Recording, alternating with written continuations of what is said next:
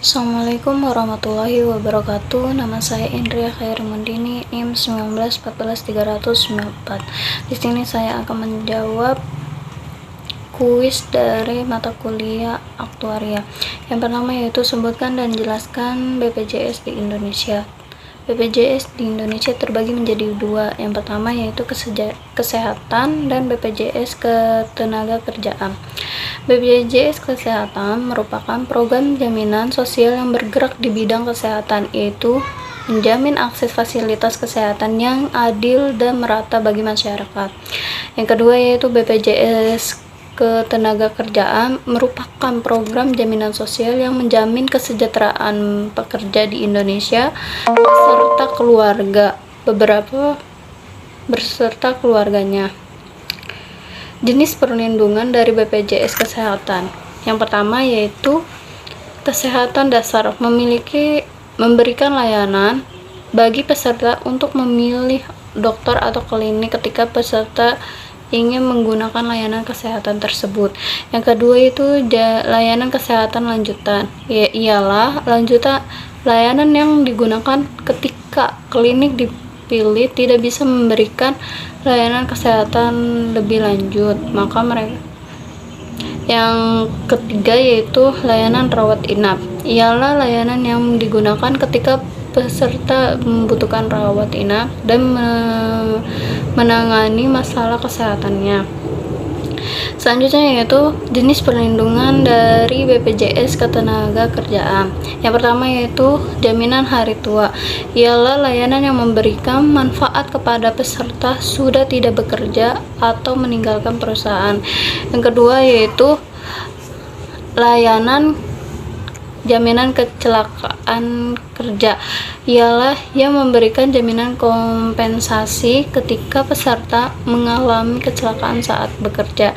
Yang ketiga yaitu jaminan kematian, ialah layanan yang memberikan sejumlah kompensasi bagi peserta ketika meninggal saat bekerja di perusahaan.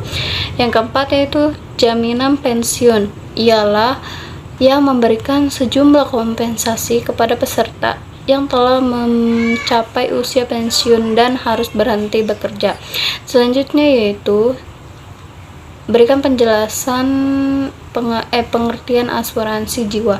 Pengertian asuransi jiwa dapat didefinisikan sebagai perjanjian atau polis asuransi antara perusahaan asuransi penanggung dengan pemilik polis tertanggung yang mengharuskan tertanggung membayar kewajiban premi kepada penanggung dengan jumlah tertentu, yang mana apabila tertanggung mengalami resiko kematian, maka perusahaan asuransi akan memberikan santunan dengan jumlah tertentu kepada ahli waris dari tertanggung.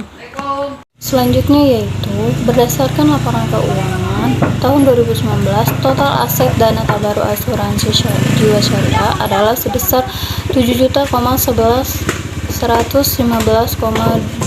miliar.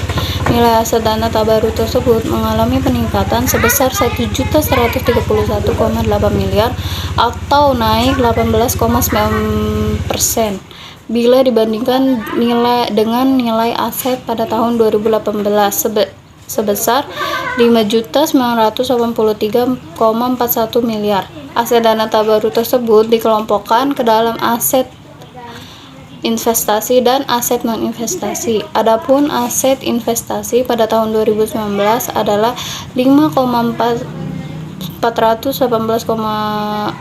miliar, sementara aset non-investasi adalah sebesar 1.686,7 miliar.